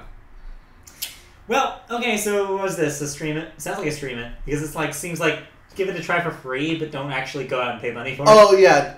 Don't pay money for this thing, but definitely check out that soundtrack. Okay. That soundtrack's really good. The songs are very catchy. This musical, there's one part in it where it's Hugh Jackman and yeah, Hugh Jackman. I know. Keep going. And Zac Efron. Zac Efron. Yeah, he's in the movie. Oh. They basically do a duet. Not one of those soulful duets, but rather like one of It's cute. like a hard like R&B duet. Which that's like basically the main tone of this entire thing. It's very R&B, Weird. upbeat. That's not what I thought at all. I was just imagining like organ and like a lot of like What? No, it's very much like circus music, you know? it's very much composed and a lot of it's very heavily produced. Weird. Okay, stream that one. So wow, we ran the gamut of releases this week. Yeah. We have a definitely go see it. We have Miss couple catch on streaming, and we have a definite miss. All right, cool. Yeah. Because we had so many thoughts, there's not a whole lot of movie news, but just the No, just real quick bits. on the bits. real quick. Star Wars passed $500 million worldwide in 1 week. Yep. Which we kind of addressed, but just just to put a number on it. Yep. The Disney deal to purchase 21st Century Fox and all its entertainment kit and caboodle. Disney said they're going to do it. They released a press release. As far as we know, it's a done deal. However, the FCC still has to check it out, make sure that it doesn't break any laws. So stay tuned. I'm sure we'll hear more about that when it hits. And then, that's it for movies. Also, there's a couple trailers out. Okay. The main one being Ocean's 8.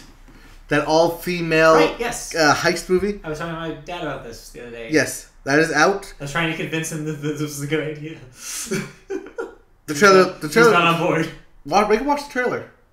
I told him that there probably be a trailer soon. Yeah. Also, the first trailer for Sicario 2, Soldado, is out. Okay, I don't know what that is. They made a sequel to Sicario. What's that? That was a film that came out If you say starring so. Emily Blunt and Benicio del Toro Oh, okay. about Mexican drug. More Benicio del Toro. Yes. It's popular these days. And lastly, because of the success of The Disaster Artist, Yes. cult hit The Room will get a limited wide. Right. I did see that. It will get a wide release, but only for like 2 weeks. Probably all you need. Yep. Which is both cool and bad because The Disaster Artist hasn't really made a whole lot of money. No. Yeah. Only made like $30 million so far. No, make more. Yep. And lastly, in the movie news, that Andy Serkis Jungle Book movie officially getting retitled. Oh, yeah. So what was supposed to be Jungle Book : Origins will now be called Mowgli. I think it's a better name for that movie. Oh yeah. I think to differentiate from the Jon Favreau, Jungle Book is probably smart for them. So, yeah, makes sense.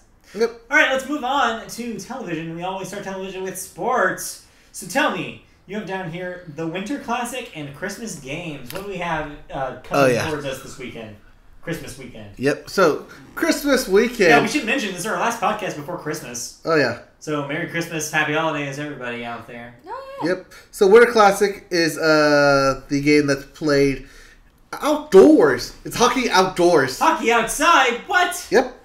You're kidding. This will actually instead be on January 1st. Instead, located at Citi Field, New York. That is the home of the Mets. Okay. Wherein the New York Rangers will play the Blue Jackets. Alrighty. And they'll be wearing some Blue Jackets because it'll be cold outside. Oh, yeah. And then the Christmas games, I'm assuming you're talking about football. Yes, these are football Christmas games. Several teams always play on Christmas Day. Right. So, because America. Yep. Which means we will get several not Monday night games, but Monday games. Monday games. Yep.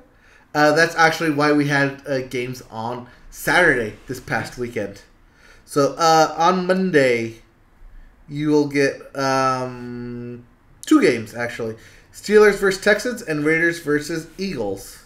Okay. Yeah. Raiders Eagles sounds good. Yep. I'd watch that. Tough tough break for the for the Raiders this past weekend. Yeah. As Derek Carr fumbled into the end zone, issuing a ruling where they automatically lose the game. Yeah, not good. Yep. Also, the Patriots narrowly beat the Steelers, in also a ruling that no one should ever beat Tom Brady. Except for Miami, apparently. Yep. But we will also get a couple Saturday games this week, including Colts versus Ravens and Vikings versus Packers. All right. Well, speaking of football, starting in 2018, you'll be able to stream NFL Sunday Night Football through your phone. Yes, normally this deal is done through Verizon. And it won't be exclusive anymore. Yep. They're going to drop that exclusivity, and just through NBC's streaming app. Okay. You can you can just watch a Sunday night game specifically. Okay. Right, because the Monday night stuff is still tied in ESPN. Yes. And speaking of ESPN, there's a little bit of shakeup. Oh, yeah. So let's get into ESPN shakeup here. President John Skipper has resigned and co-chairman as ESPN president and co-chairman of the Disney Media Networks as of Monday this week.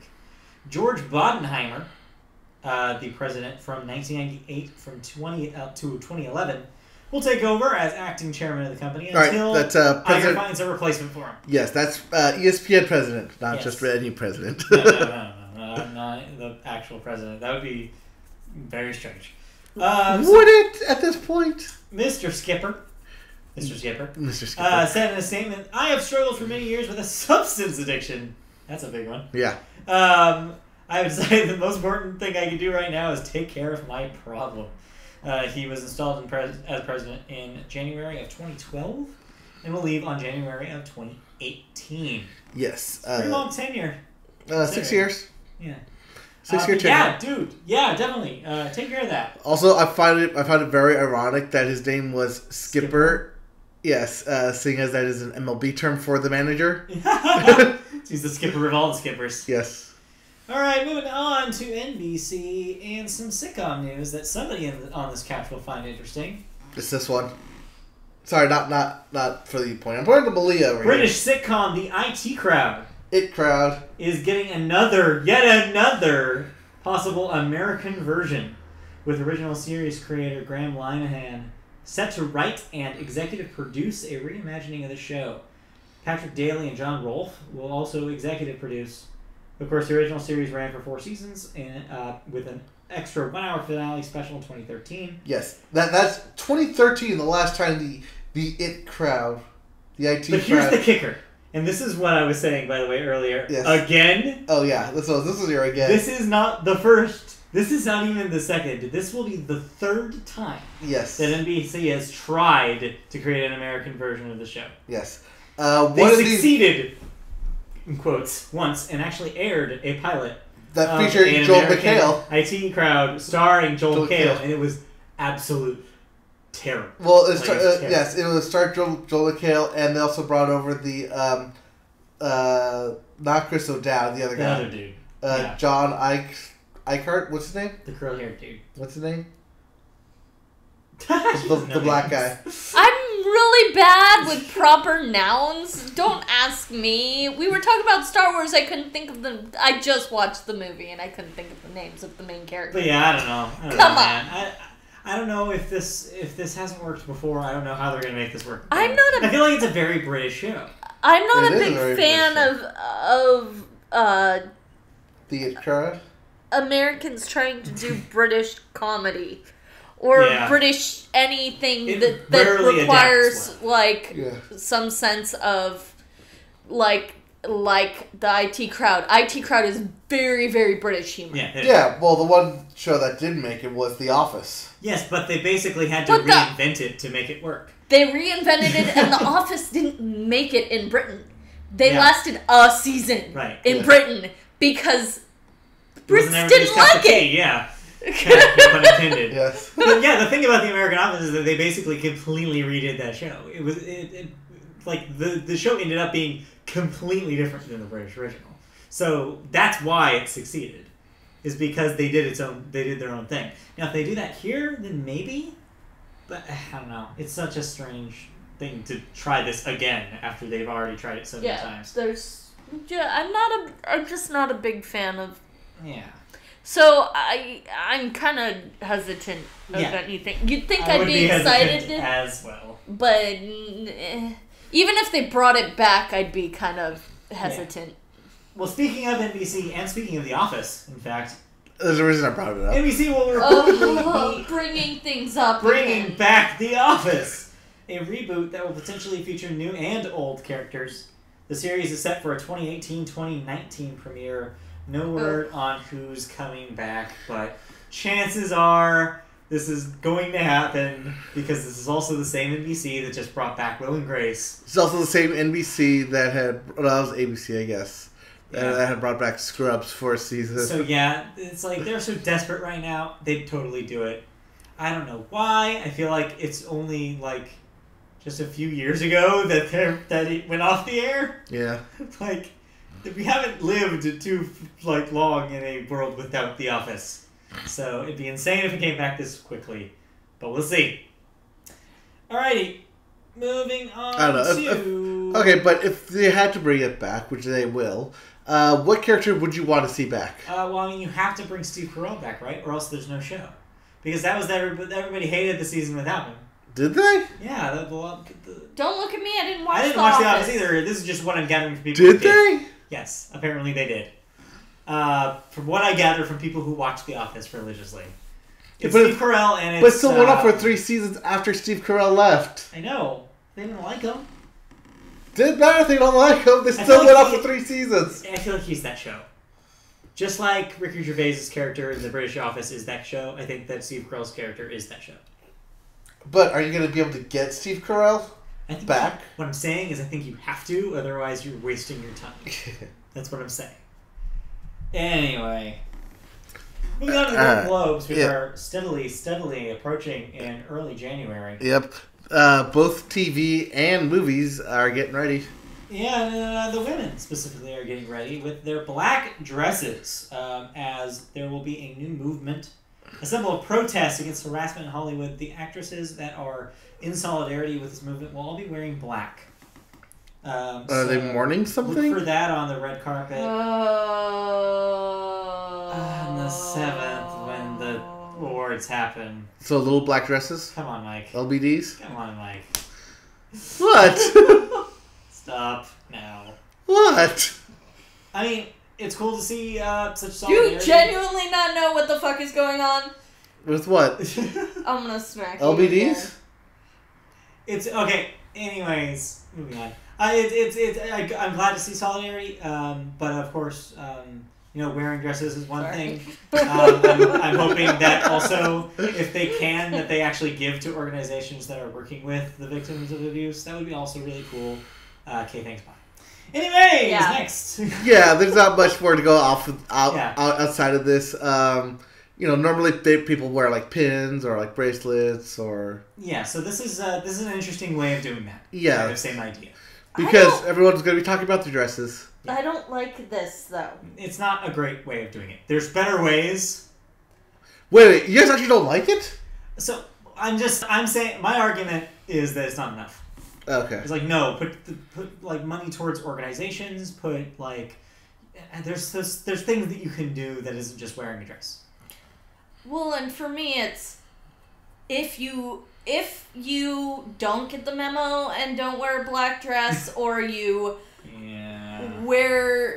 choose to wear something other than a black dress, you the odd one out. Are the odd person out, and you're shouting that you are not with everybody else. And the media will go crazy over you. And that is not fair that they've created this basic situation where like you can become a pariah for not wearing the correct color. It's not great. It's not a great solution to a problem, I guess. No, I am currently wearing black in solidarity. But maybe they just not... they didn't think about that part. Or maybe they just won't do that. That might not become a problem. But I can foresee that being a problem, thing. Yeah. But we'll see what happens. That's why I don't like it. I think otherwise... the idea of showing solidarity in some solidarity ways is always good. nice idea. There's a reason why people wear pins for stuff. And something you know? going, hey, we should do something bigger than a pin. Yeah. Okay, I understand that too. Anyways, let's move on to the bits. Okay, real quickly, Bits. yes. Spill me your bits. Ian McKellen wants to reprise his role as Gandalf for Amazon's Lord of the Rings TV series. So give him a call, Amazon. It's not often you get a freaking sir to want to be in your show. I know. Plus, Gandalf's like the one guy through he wants. thread for both Peter Jackson films. So yeah, that's cool. Yeah. How old is he, by the way? I hope they do it. How old is he? Ian McKellen? I don't know. Yeah. 70-something. He's up there. It's gotta be 70-something. Yeah. Moving on to cancellations and renewals. That's literally it for the bits. Oh, that's all I put for the bits? That's all you put for the bits. I think I can find other stuff for the bits. So we're moving on to cancellations and renewals. Alright. Our favorite part of the show. Yeah, maybe I thought that there was nothing else. Like, I was trying to find other stuff, but I couldn't find noteworthy stuff. HBO's Curb Your Enthusiasm will return again for a 10th season. That's 10. 10 seasons. Netflix's Frontier will get a season 3. Netflix's Love, the series Love, will get a 3rd season. Which will be its last, I'm guessing, is what you mean by finale? Yes. The upcoming 3rd season will be the last season. So it will be its last season. It will end in March, so check that out. I never watched season 2, as I explained to Leo over this past weekend. Nor do I plan on it. Really? Yeah. I thought you were all up. I have baggage with that show. I thought you were all up about that show. It was great. He I have baggage about it. He has baggage. It's great. That's no comment about the quality of the show. The show does exactly what it's trying to do very well. It's a good. I personally cannot watch that show anymore. Anyways. Moving on. Okay. Dirk Gently's Holistic Detective Agency on BBC has been cancelled after 2 seasons. Yep. Van Helsing on Sci-Fi has been renewed for a 13-episode 3rd season. Yep. The Gorburger Show on Comedy Central was cancelled after just 1 season. Dark on Netflix will be renewed for a 2nd season. How many times can I say season in this segment? Actually, that's it, because that's it for the cancellations and renewals. That was the other part about the bits, actually. Going back to that Comedy Central Gorburger show. Yeah. That was actually a show featuring T.J. Miller. That's bait. Yes. Yes, that's a show featuring T.J. Miller. T.J. Miller is currently under sexual misconduct. Oh, yeah, I saw that. Yeah, so that's also why that show You think canceled. this is why, the real reason why he bailed on Silicon Valley? No, because he left before all that came out. When we talked about that, there was like, this is weird, why is he leaving the show kind of a thing. Yeah, well, he said that he wanted to leave, but I think, like, now maybe, like, staff or coworkers, maybe. like, didn't want him. There may have been some pressure. With it, yeah. I don't know. But Maybe they got pressured from, like, the crew to maybe not have him on there anymore. But, yeah, I mean, now that it's coming out, like, you start to think, you start to wonder. Yeah. All right. Anyways, moving on into our deaths. Yes, deaths. Now that we're in a very dark place, let's continue in the dark place with our deaths. First, we have Keely Smith, 89. Was an American singer known for "I've Got You Under My Skin." Won a Grammy in 1959. Yes, I love that song. Simpsons parody. I've got you under my skin. Yeah. Sure, you did that. That's the reference. Yes. I like her song? version better. Oh yeah, her version is way better than mine. All right. Also, Ralph Carney, age 61, was an American saxophonist and composer. You might recognize that last name, Carney, as he is uncle of Patrick Carney, a member of the Black Keys. The two also collaborated on the theme song to BoJack Horseman. Yep. So Ralph Carney is the one with that wicked sax solo that ends the theme. So every time you will hear that, just remember Ralph Carney. Yep. Also, don't hit skip intro or do next time. Listen to the theme song just for Ralph. Next, Rob Glidden, age 73, was a drag racer. Yes, with cars. That's Cars. That's Cars. Not a RuPaul's Not Drag RuPaul's Racer. Drag It's a very Racer. different kind of drag racer. Bob Gibbons, age 99, the designer of Bugs Bunny. Yes. So, not, of course, the Not the famous voice. people who animated him, Yes. but the designer, the original person who drew the first Bugs Bunny, Yes. you could say. And then someone gave him a voice. Very cool. Whoever that may be. Mel Blanc. Dang it. You're asking the wrong person. Heather North, age 71, was the voice of Daphne in the original Scooby-Doo. Yep. 1970 Scooby-Doo. Yeah, so... Alright, well there's your deaths. Yep. Moving on to music. To music. First, of course, is Billboard. We have our Hot 100, which is our singles list. All the singles list. You're all the singles list. In fact, Beyonce is involved in our singles list. Yeah, she is. Number 1 is Still Perfect by Ed Sheeran, but specifically the version with Beyonce on it. Yes, as we know, there's 2 versions. One of them sucks. The other one has Beyonce on it. And the rest of them... It's good. I like that a lot. The rest of your top 5 has not changed since last week. So number 2 is Rockstar, Post Malone featuring 21 Savage. Number 3, Havana, Camila Cabello featuring... Wait, was it number 1? Number 4, Gucci Gang, Perfect. Lil Pump, and 5, Thunder, Imagine Dragons. So, Yes, so this Perfect list was hasn't number 1 last changed. week as well. So It this did list has not changed. Change a bit. Moving on to your albums list. Alright, where's Pentatonix this week? Yeah. As we get closer to Christmas. Number 1, debuting at number 1 this week, What Makes You Country by Luke Bryan, which you'll We'll talk about that. a little later. Number 2, Reputation by Taylor Swift. Number 3, Divide by Ed Sheeran. Number 4, Pentatonix There it with is. A Pentatonix Christmas. And number 5, Quality Control, Control the Streets, Volume 1. By who? Various artists. Oh, My favorite band. I love various artists. Various artists. They're so good. Yep. Their discography's kind of all over the place, though. Yeah. They're really inconsistent. I don't know. It's one of those bands where some of the stuff you like, some of Yeah. the stuff you don't. You never know Other what you're gonna stuff get. you wonder why they made it in the first place. You never know what Sometimes you're they going to just get with come- various artists. We got a new releases this week. It's a slow week. There's only one new release this week. Just one. Gucci Mane, new album. El Gato, the Human Glacier. Yes. Which is a great name.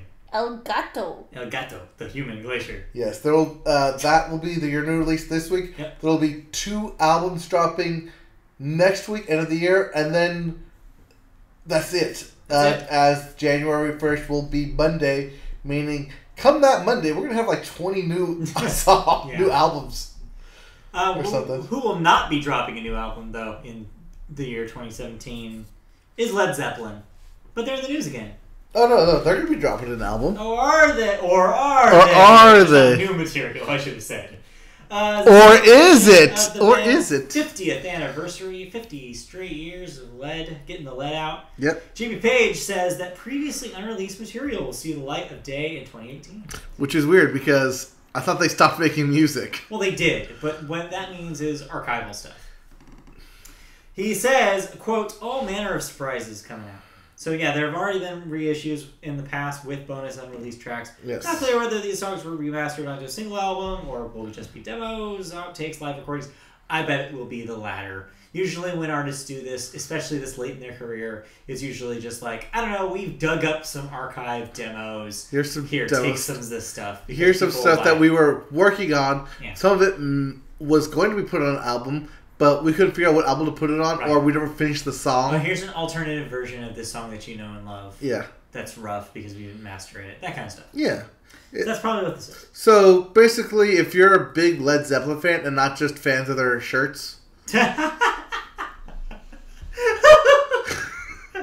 There we go. Yeah. You can pretty much say that about like a lot of bands. Oh, Yes. Do you check know that why out. there's a prism on your shirt? Do you know? yes, I like science. Nirvana, what's that? I Uh, like Buddhism too. No, I'm not into Hindu. I'm Christian. What was that a few years ago? Like there was a Twitter joke about like a teenage girl saw a Nirvana shirt and was like, oh yeah, that's my favorite t-shirt brand. Yes. Oh God. Anyways, moving on. Why have you forsaken You know who me? probably also has some pretty cool shirts? The Insane Clown Posse. The ISPs? ICP. ICP. ISP. Yeah, I don't know. Internet Service Providers. Yep, that's who I'm referring. Yes, get your Fago ready. Insane Clown Posse's in the news. They've lost a legal fight with the FBI over the Juggalos, their fans, being called a gang. Yeah. I saw this. This is hilarious. The FBI refers to Juggalos as a gang. Yes. As an organized gang. Yes, which is funny how they define organized gangs. So yeah, anyways, the appeals court shot down their bid to try to legitimize the Juggalos and get their fans taken off of the government list. They said, quote, many Juggalo subsets exhibit gang-like behavior and engage in criminal activity and violence. And so they said, no way. Yeah. I think this is unfair. Oh, this is totally unfair. Juggalos are fine. Yes. Juggalos are, of course, crazy. They may wreck your car. They may start mosh pits. Which is illegal. Do you realize, what? They may pour Fago on your I don't know. Well, as long as they just leg up my Fago. Fago's all right. It's fine. It's basically just like sparkling soda. No. It's fine. It's like there's other grape Fago's all right. Yeah. But yeah, I think they're being a little unfair. I don't think they're a gang. No, I mean they are. Have you hung very out with Juggalos? Outspoken. Not personally. No, but they are very outspoken in terms of being a fan base. Do you know a Juggalo at all? Not personally. Like I said. Either of you. No. I don't know any personal Juggalos. Like, you guys don't even know what you're talking about. Juggalo. That being said, there's hilarious. quality people on both sides of this thing. All sides. All sides. Yeah, and until we know the facts... They seem fine, is what I'm saying, from my third-person perspective. Yeah, for the most part, they're really, they don't... It's not like they're gonna go rob a bank. No. They're not organized in any way, shape, or form. That's what I'm saying. Is that they'll do dumb stuff, sure. They're more like self-destructive. I'm gonna do drugs and puke and party and drink and do shine lights in people's eyes while they're driving and smack my head into glass. Well, no, stupid shit that is really, really destructive. Yes, but the key here is that gang organized. These people sound very disorganized in their life. So how can they be very organized in terms of this? Because it's a life. It's a whole lifestyle set. They build a lifestyle set based on this music, which is how they create gangs. That's a whole So you agree that it should be labeled a gang? I mean, yeah, they label themselves as a gang.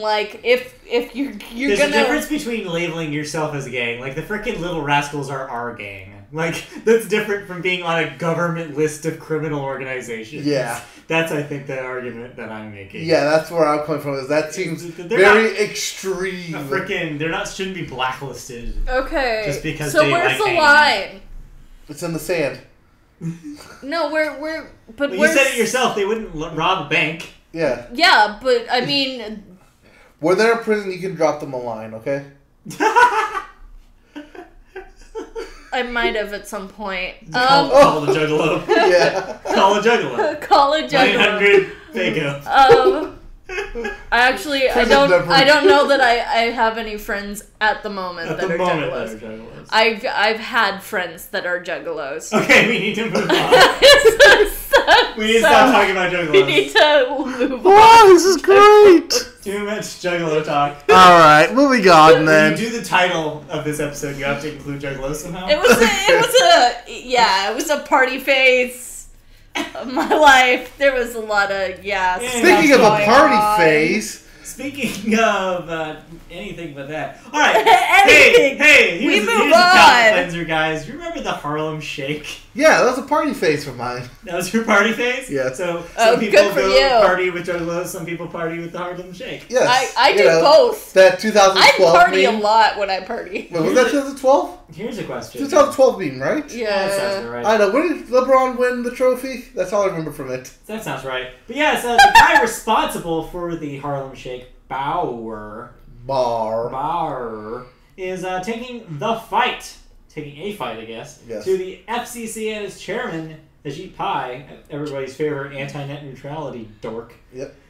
He recently, Bauer, uploaded a rather obnoxious No, video. Ajit Pai uploaded. Oh, Ajit Pai. Yes. Uploaded. Wrong he. Yeah, you didn't clarify. Yeah. So yes. That's what I'm clarifying now. Our favorite neutrality hater, Ajit, uploaded a video on the internet saying all the things you still do with the internet, which he calls restoring internet freedom. Apparently the video uses Harlem Shake in it. Bauer is taking action. He says, quote, "My team and I are currently exploring every single avenue available to get it taken down. I support net neutrality, like the vast majority of this country, and am appalled to be associated with its repeal in any way." Yes. Other songs? Have you seen the video? No, that It is sounds terrible. The video is terrible. Other songs used in Ajit's video include the Star Wars theme and the theme to Game of Thrones. Yes. So he's just going to make all sorts of enemies, isn't he? Oh, yeah. This is going to be fun to watch. I mean, if he hasn't already offended the internet, he's basically just offending the internet right now. Seriously. Yep. Yeah, we don't need to talk about the net neutrality stuff, even though the stuff got passed. We but talked about talked it last week. Hopefully it won't mean anything drastic anytime soon, or else we may not be able to do this podcast. But we'll find that out when we come to it, won't we? Yes. Offshooting off of this, beginning in 2018, several ISPs have already released their, quote, updated internet packages. Yeah. These include Cox, Time Warner, and Spectrum. Well, I guess Time Warner is Spectrum. Yes. Yes. Yes. They've released ahead of time their updated ISP pricing points. All right. And determining how well, I guess you could say, that goes, others may follow suit. All right. Well, I have already been contacted by our internet service provider about our package. Okay. To which I responded, all I want is the ultimate internet at the cheapest price. Yeah. I do not care about bundling. Yeah. To which they really responded, okay, have a good day. Okay. It's a good sign so far. Yeah. But yeah, who knows what they'll change and what they'll try to do. Yeah, for us, we don't need cable or a phone. No. We just need internet. Yeah. That's all we have. Yep, and that's all I asked for. That's all we need. Moving on. Yes, moving on. The internet, of course, is an institution, but another institution that's existed since the 1960s And is music related. is Rolling Stone magazine. Rolling Stone magazine. Not to be confused with the Rolling Stones. No, they're different things. So PMC has closed a $100 million deal with Rolling Stone founder and owner-operator Jan Wenner, and in the process acquires a majority interest in the magazine. The company being publisher Wenner Media, the company he owns. So he founded the magazine in 1967 with a $7,500 loan from family members. If you want to know more about the man and the magazine, HBO actually has a really fascinating documentary, a two-parter documentary right now about the origins and kind of first years of Rolling Stone magazine. I actually watched the first part, and it's very, very good. So check that out if you're at all interested in the magazine and kind of its history. What's it called? It's called Rolling Stone Stories from the Edge, I think. Okay. So check that out. I have yet to watch the second Oh, part. is that what that is? That's what that is. Okay, see, I saw that. I thought that was about the Rolling Stones. No, that's about the magazine. Okay. Yeah. But it does talk about the Rolling Stones in it. All right. And a lot about John Lennon for some reason. It's weirdly obsessed with John Lennon. Okay. But anyways, yeah, check that out if that era of rock history is interesting to you, or the magazine. Well, the magazine's interesting. Like, Anyways. the fact that it's still around. It's still kicking. a major publication. But anyways, the plan is to continue the magazine, of course. Yes. As a consumer print publication. Wenner will still be involved and will take the role of editorial director. They will be investing heavily to exploit the iconic brand name and broaden its footprint into the business-to-business sector, as well as building up a strong digital platform. That all sounds like hokum, but what that basically means is they're going to do more web stuff. Rolling Stone will now be under the same parent company as Deadline Hollywood, Variety, WWD, IndieWire, and The Rob Report. Yes. Hopefully this is Kenny Chesney's chance to get on the cover of Rolling Stone. We were just talking about that. I know we were. Kenny Chesney references Rolling Stone in a magazine, or no, in a song that he has. Yes. And I looked it up, and he's never been on the cover of Rolling Stone. Yes. Maybe now he will be. Maybe. Who knows? All right. Speaking of music, and you have some thoughts. Oh yes, I have some thoughts on this. You listened to two albums this week. Yes. So let's get to the first one because it's very simple to talk about, and that is, of course, Eminem's new album, Revival. Well, surprise! I listened to it too. Go for it. Okay. You do your take. All right. I'm really curious. Revival is supposed to be the third in a trilogy of albums Eminem put out. The first two he put out back in 2010, and 2012 being that of Recovery and Relapse, which were both critically and commercially well received. It's been a while, 5 years you could say, It's been a while. since those albums came out, and Eminem has changed his tone. No, he hasn't changed his tone. Not really. It's just that he's gotten more angry with the world, I guess is the easy way you could say it. Sure. Wait, what? He gets very political. Yeah, there are some political songs on there. Not just political songs, but just There's very songs plural. Yeah, very angry songs about everyone. Yeah, Yeah. he's pissed. But he's kind of always been pissed. But this is like super pissed. He's getting into old man pissed. That's a good analogy of it. Yeah. I was gonna wait to say this, but yeah, this is Eminem's official "I'm an old man" record. Yeah. This is like Jay-Z's. What was Jay-Z's not the transition Throne. album? Was it the Blueprint 3? Oh no, I like Blueprint 3. There's one after that. Yeah, I think you're right. The There's one one after whatever the Blueprint hell 3. One Yes. after that was. It's I'm officially an old man. Yes, it was album. after Blueprint 3, but before the Throne. Right, yeah. Before Watch the Throne. Yes. I forget what it was. It wasn't Magna Carta yet, because that No, that was was after. a different way. Yeah, that was after the Throne too. Yeah. Anyways. Was it the Black album? Maybe. That was before. No, that was before Blueprint 3. No. God, I don't know anything about Jay-Z. Okay, let's I don't know, keep talking about Eminem. Because Jay-Z's not on Spotify, I don't know his albums Who anymore. knows? Okay. Yeah, I don't have no one has title. What were we going to say? American Gangster. Oh yeah, you did that one. You did that. But yeah, this album does not follow the previous two. No. In any way. It's very much its own thing. Basically, if you liked that Eminem Trump diss he did on the BET Awards, then you'll like this album. Otherwise, don't bother. Yeah, my takeaway with this thing is that yes, it does seem like he's gotten an all of a sudden interest in our political future as a country, which all power to him. Yeah. I'm glad that he feels like he needs to. There's nothing wrong with say him. something with his pedestal. Right, there's nothing wrong with him the saying platform it. he has, because he does have a platform.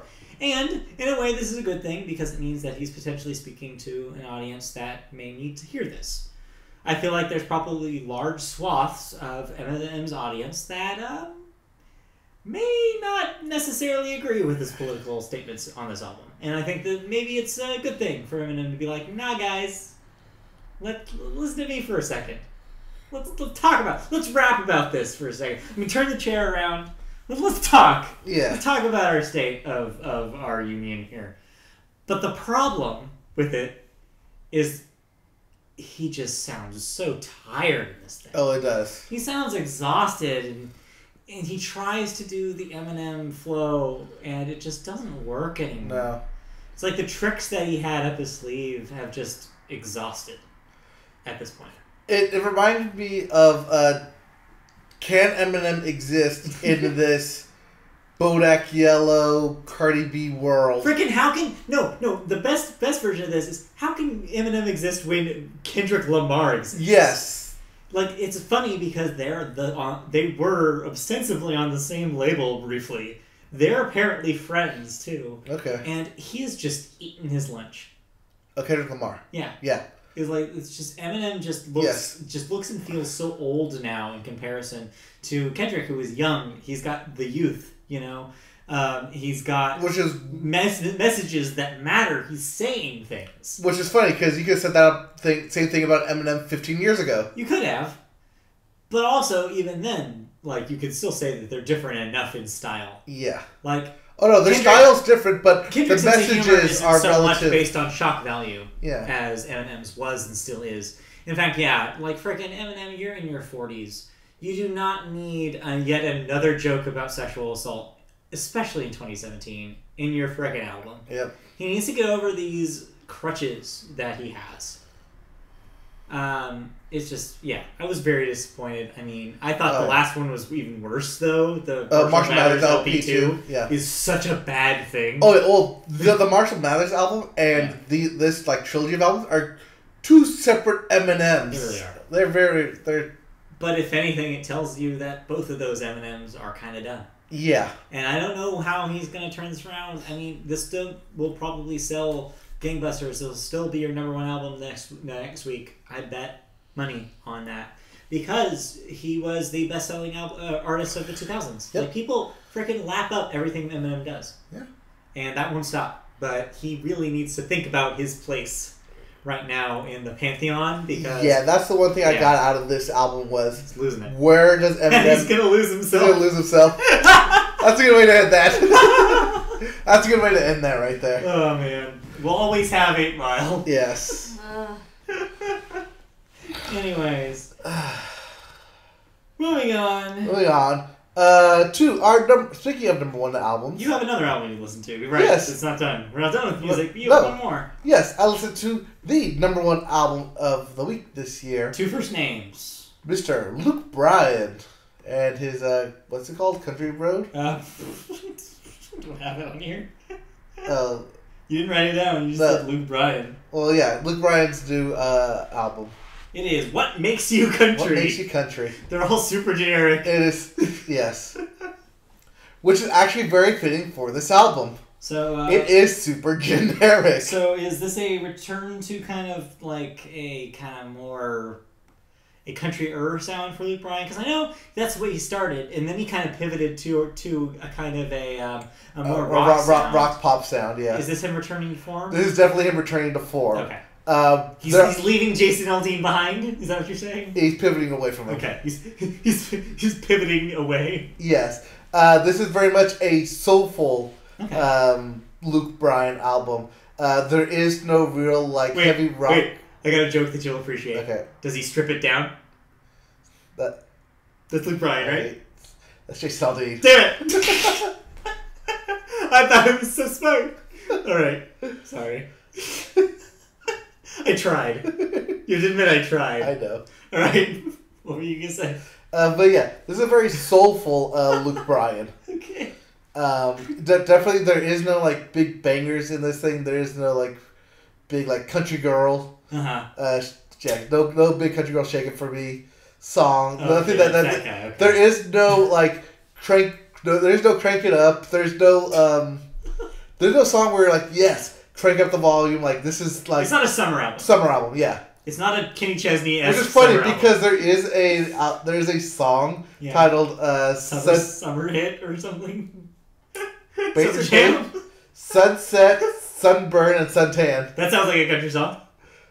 Or something like that. Like Sunset, Sunburn, and Summertime. I 100% believe you that is a country song. That's a song on this album. Oh dear. But it's not a banger like you would think it would be. Yeah, I think that's a banger. Okay, so it's a little bit more. It's less rock, less. Let's rock, more country. Less. I'm gonna listen to this at a beach party. More. I'm gonna listen to this at home Yeah. on the farm, or maybe while driving. Yeah, this is more road trip song. Yeah, it's a road trip album. Road trip album. This is a road trip album, not a we're going to a concert, we're going out album. Okay, good. Okay, but which is good. that sounds all right. It's actually most of the songs are really good. Okay. It's like I said, it's not like the big grandiose stuff. Yeah. But the stuff that is there is really well done. Okay. I got to see a couple hits off this album. I was actually supposed to see him in concert perform this. Right, but album. he didn't. He canceled your appearance. Yes, he canceled that appearance in order to do American Idol stuff. Right. So I actually expect him to open up with a couple of these songs too. Okay. I can see him promoting that along with American Idol. Cool. All right. Because that's coming back in March, I think. Good. What they said. Good to hear. I'm glad you liked it. Yeah. Doctor liked it too. She was happy with it. She's not here to talk about it, but yeah, No. Luke Bryan is one of her favorite artists. I think Yum is how she described him at one point. It sounds like a response. Alrighty, then that does it for music then. But basically, if you like country and you like Luke Bryan, this is definitely an album to listen to. You could say it could be an album of the year. You could say that. If you're into country. If you like that kind of thing. If you like that kind of thing. Moving on to video games. Yes. PlayStation, if you have a PS4/3, it is the second week of the holiday sale, and some must-have games from the past year are on sale. Yes. A lot of the big hits of this past year, AAA titles on sale up to 50%. 70. No, 70%. Because we have PlayStation Plus, it's up to 70%, and can be as low as 10% for much of the newer games, or so that usually doesn't cost a lot. So games that are up for grabs include Jackbox 4, Everybody's Golf, Kingdom Hearts, the 1.5, 2.5 collection. As well as the 2.8. Okay. And Horizon Zero Dawn, Wolfenstein, and more. Deals available till Christmas at 8 in the morning. I believe that is until Christmas. I may have misprinted that. It might be the after Christmas, 26th. So yeah. So basically you have a week. Check them out. Just like last week, last week we talked about it real quick briefly. Yeah. You have a week of these sales. You'll have a week until the next sale. I think they'll do this next week for the new year, week 3. And then as for after that, we start a new year. They may not be a week 4. But that being said, if you like party games, definitely pick up Jackbox. Yeah, definitely. We have been having a lot of fun with 3. Yes. So yeah, 4 is probably just as good. So check that out. Also, because Kingdom Hearts has been announced for 2018, now's a good time to get it on sale. 50% off. There you go. All right, moving into some sales data. In the UK, PS4 games accounted for 50% of the total games sold at retail. I'm guessing this is the calendar year? Yes. That's pretty crazy. Yes. 50% of all video games were PS4. Yep. So these are retail physical sales. Yes. So nearest competitor was the Xbox One with 31% of all the games sold. Yep. They also hold the most exclusive titles in a year with 15 weeks at number 1 on the charts. Yep. 15 weeks, a PlayStation exclusive game. A PlayStation exclusive game has been number 1 on the UK charts. That's pretty amazing. Yep. The longest running was Crash Bandicoot with 6 weeks. Then Horizon, I'm guessing? I believe that. No, because I got eclipsed by Zelda. Oh. Because they came out the same week. Yeah. They sure did. Yep. All right, moving on. Away from sales into mods. Nexus Mod. Yes. A next fan video. site founded in 2001 now has over 10 million registered users and mod support for hundreds of games, including The Witcher 3 and Skyrim. Yes. If you like PC games, you know all about them. I'm sure if you've ever had a moddable game, you've probably visited this. I've definitely heard of it. But yes, now you can get paid for your mods. Paid mods, everybody. Everybody loves those, right? Money. Right. So yeah, the company is working on, this is a quote, donation point system. Mod authors will be able to accumulate through unique file page downloads that can be redeemed for rewards through a storefront style system. So yeah, every month, Nexus Mods will donate a base amount between $5,000 and $10,000 for the money the site generates in ad revenue and premium account subscriptions into a central mod fund. From there, the site plans to let users contribute additional money to it, and at the end of the month, the total amount in the fund will be divided up, transferred into the equivalent amount of donation points. That's 1,000 points per $1 donated. Each modder will get the amount of donation points equivalent to their proportion of the overall number of unique downloads. Kind of like how Spotify plays music. Yeah. So that seems convoluted, but hey, it could be cool if you're a content creator. Right, it's their way of getting people to continue to do mods, Yeah. but also for them to not necessarily like quit their day job and do mods full time. Yeah.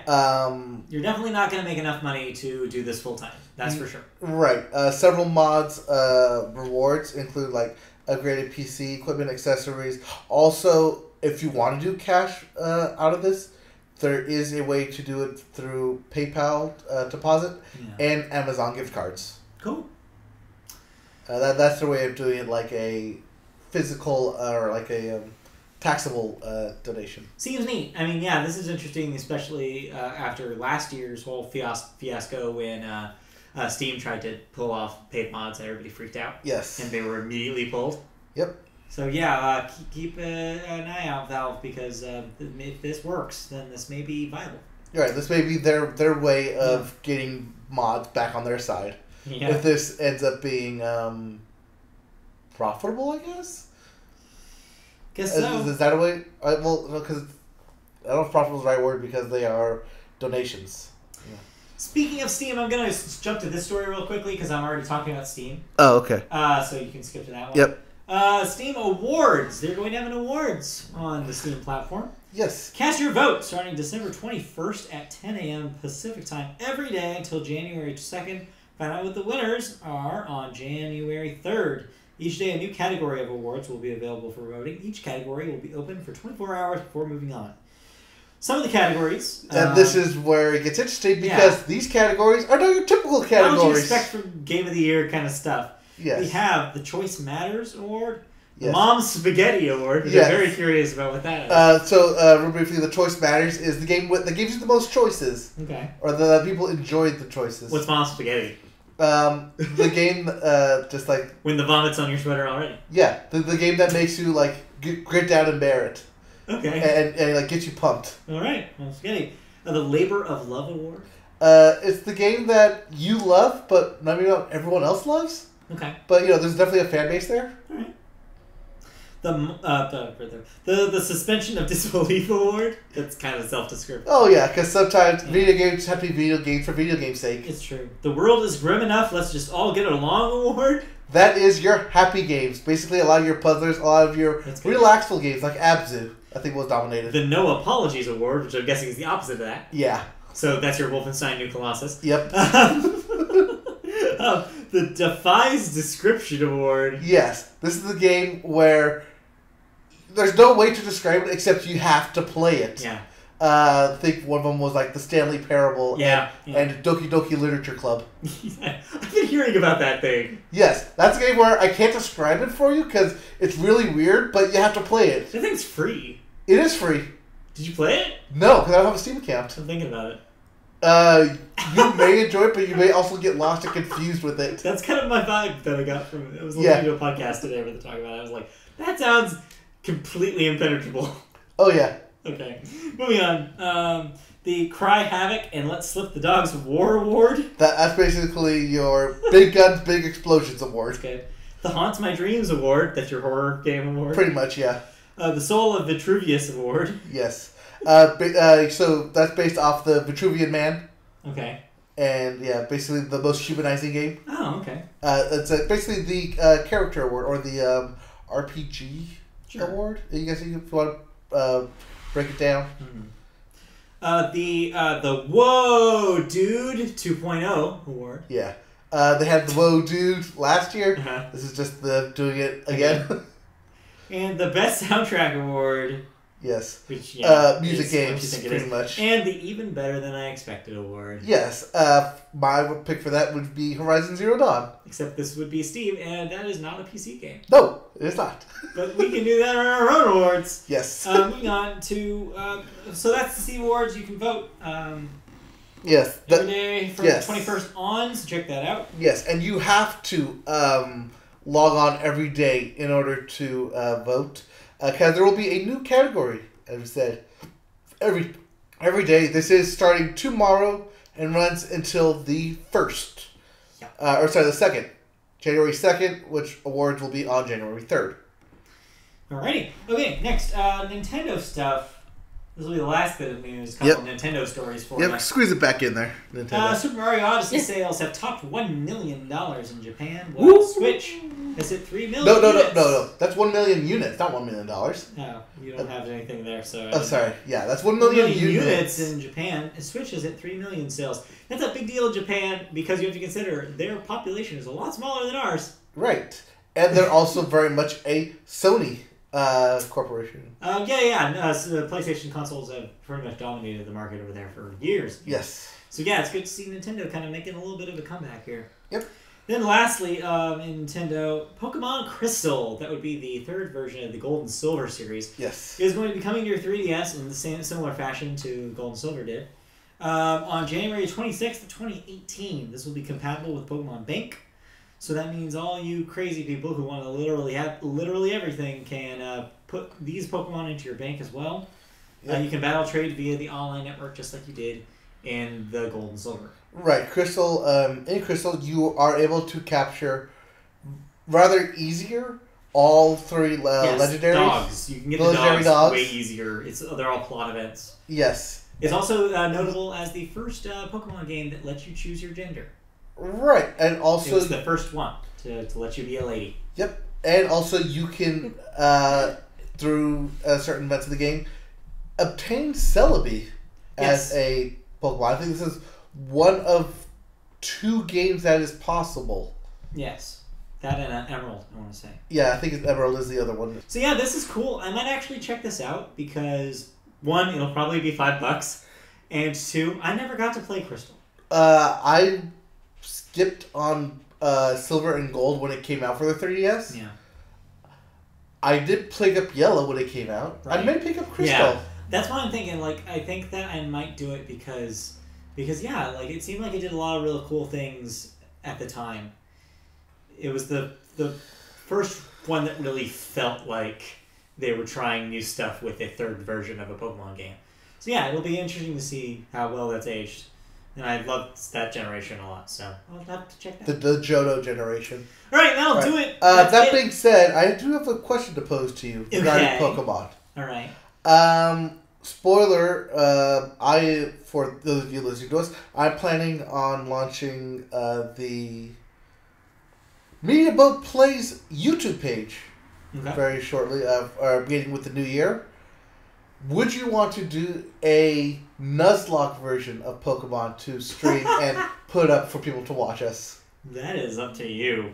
I don't want to do that. Do you not like the Nuzlocke version? I don't want to put myself through that pain. But what if you pain? want to do it, what pain? I'll watch you do it. You'll watch me do it? Yeah, I'll join you on the stream. Okay, so you'll watch me play. Yeah. You'll be on there playing for me, but you don't want to actually play. I know, I don't. So do everything except actual controls then. Yeah. Alright, that can work then. So yeah, then I was going to ask you that off podcast, but since we're bringing up Pokemon. Yeah, why not? Yeah. So then that way that also gives us a platform to put on other games as well. We can download those from Twitch and then just really upload it to YouTube. Schedule those posts, bring it up to into sessions instead of long playthroughs. Yeah, that makes more sense. Yeah. Editing. Yes. All right, cool. Yep. So that'll do it for the Media Boat Podcast. Thanks for listening. Malia, did you have anything to add? You're still here. I'm still here. That's weird. I usually just don't stay. I know. We also talk very wander fast. And yet, we went way over this week. Oh no, we expected to go over. Yeah, because I mean, considering 30 minutes of Star Wars talk. Yeah, 30 minutes was just Star Wars, Yeah. and then another 20 of reviews. So that means let's hightail it out of here. So if you liked what you saw, we're back next Wednesday, every Wednesday, at 8 o'clock p.m. Pacific time.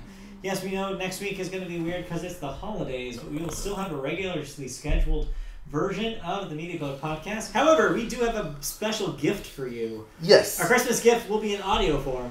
We will have podcasts all week long that are our year-in recap podcasts. So every day we'll bring you a special episode where we would be recapping the events of the year in any given section. So first we'll start with movies. We'll then go into TV on day 2. We'll go into music on day 3, and we'll go into video games on day 4.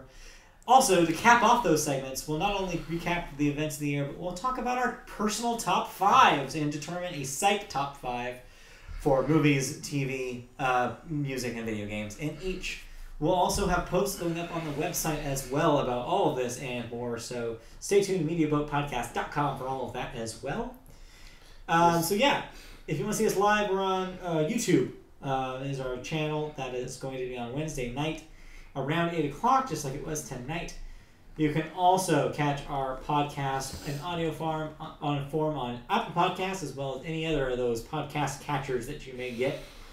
And you can help us out with money if you'd like to on patreon.com/MediaBoat. You donate as little as $1 a month to help us out with content, make this even better. It gets stuff even faster too if you're one of our patrons. We're on social media. @MediaBoatCast is our Twitter name. Yep. Find us on Facebook. Just search Media Boat Podcast on Facebook. Yep. We also have Twitch.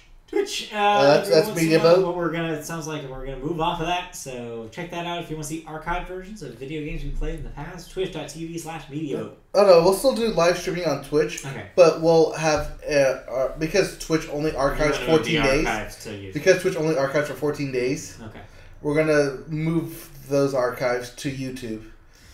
Because I went back to try and watch some of the Horizon Zero Dawn stuff we played, and it wasn't there because it was over 14 days. That makes sense. And because I was like, I picked wait, why do we only have 3 videos? I was because we only did 3 videos the past 2 weeks. Yep. Alrighty, so that'll do it. Tune in next time. So tune in on Monday. We'll have our first episode of the year-in recap in your iPod's ears. So check that out on Monday. We'll see you guys in person, though, on Wednesday. Yes. Be sure to be up to date on our website. Or hit subscribe or follow on iTunes for when we do upload new stuff. When that goes live. And, of course, have a happy and safe holidays. Yes, a Merry Christmas to you all. Enjoy it. Whatever you may worship. It may be our last. We'll see. Bye. All right, bye. YouTube after show. It's not existent. Yes, Doctor was watching The Manilow. The Manilow. Yes, because he's the man, he's the man, he's the man, he's the Manilow. With mom and friends.